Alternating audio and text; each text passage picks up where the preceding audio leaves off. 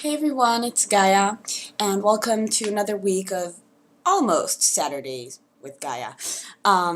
Sorry for missing last week and for kind of doing this on Sunday and not on Saturday. Uh, I've just been really busy. Actually, really good things that some of them are asexual related. I send a talk suggestion to a queer conference in Israel.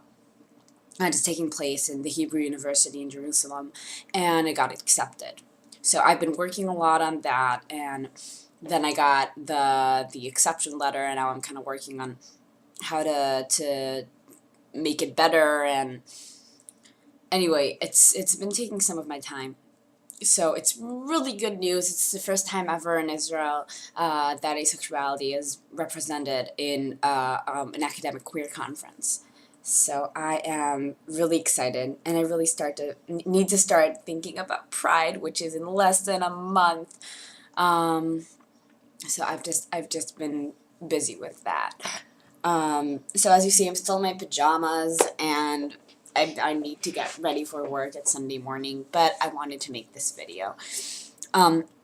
So what I really wanted to talk about is sort of the asexuals in the LGBT world. And this is a subject I can talk about for hours. I mean, seriously, for hours. I can talk about this for, hours. Anyway, I'm not going to talk about it for hours. I'm really going to hit a few points that I think are important. And the first one is, why does the LGBT community exist? And a lot of times when people think about asexuality in the LGBT world, they don't stop to think, what is the LGBT world? Why is it here? And, to think of which purposes of the LGBT world might speak to the asexual world. And when I started viewing this and I started asking people in the LGBT world, what is the purpose of the community? I got some puzzled answers. At least in Israel, maybe in other places in the world it's different. But in Israel, there's like this big party of people who believe that that the LGBT community it exists only in order to deal with uh, um, with law issues, trying to change certain laws. Uh, um, for example, equality marriage, and having it legal for gay people to adopt kids and things like that. Which, for anyone who knows me, are purposes I do not think lightly of. Purposes that I find very important.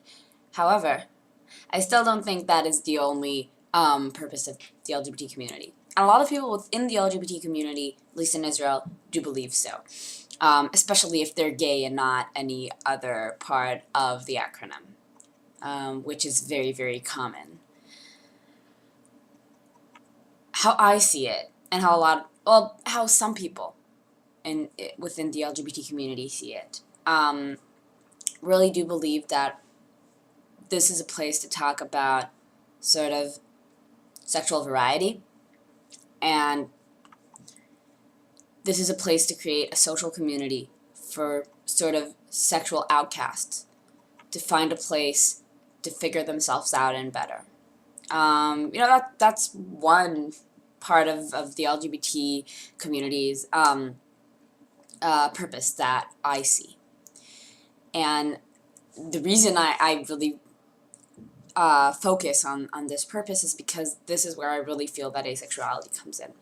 Because today, the LGBT community is the only place that has any discussion over sexual variety and has any discussion over figuring out your sexuality besides queer theory, which is not a whole different subject, but a different subject that we might go into sometime else. And just for people who know what it is, that's the reason that lately I've been so obsessed with queer theory, because it just talks about variety in a way that interests me way more than what I've heard up to now through the LGBT community. especially I'm fixated on Gail Rubin's article, Thinking Sex, Notes to a Radical Something About Queer Theory. So if anyone wants to read about views on sex and variety, on sexuality, I have awesome articles. Anyway, besides queer theory, back to the LGBT community. So that is where I really feel like asexuality goes in. And I feel like a lot of times the LGBT community, I feel like it kind of misses on a really important purpose, because talking about a variety of sexuality is something that I would almost think would be obvious in the LGBT community, but it definitely isn't. A lot of people there kind of try to be as gay as possible or as straight as possible, besides the fact that they're attracted to people of their own gender. So people sometimes just tend to see it as, we're just as everyone else, without accepting, only that we're not attracted to the opposite sex, without really opening the boundaries of discussion of sexuality, which is what queer theory does, at least in my opinion. Anyway, point being, I found it very hard to talk to the LGBT community, to members of the LGBT community, because they focus so much on gay people and not about anything else, not even about the other three letters in their acronym.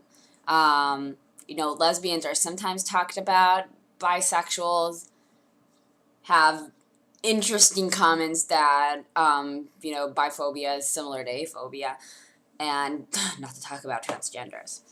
So, so I really see our place in the LGBT community. I'm just not sure that the LGBT community understands its own potential well enough, which is kind of sad for me. I mean, I wish that I had an awesome place to go to, an awesome community to discuss about sexuality, and I really don't, which really bums me out.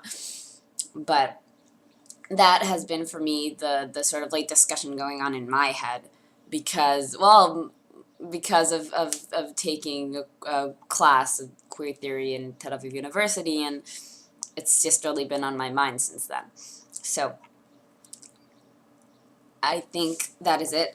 I pretty much covered what I wanted to say. Sorry again for missing last week and having this week, um, you know, on Sunday and my pajamas and tired. The reason that I didn't have time yesterday is because I watched the Eurovision, and whoever is from Europe and watching this really knows what gay festival I'm talking about. So it was awesome and glittery, and that is my excuse for not posting a video yesterday.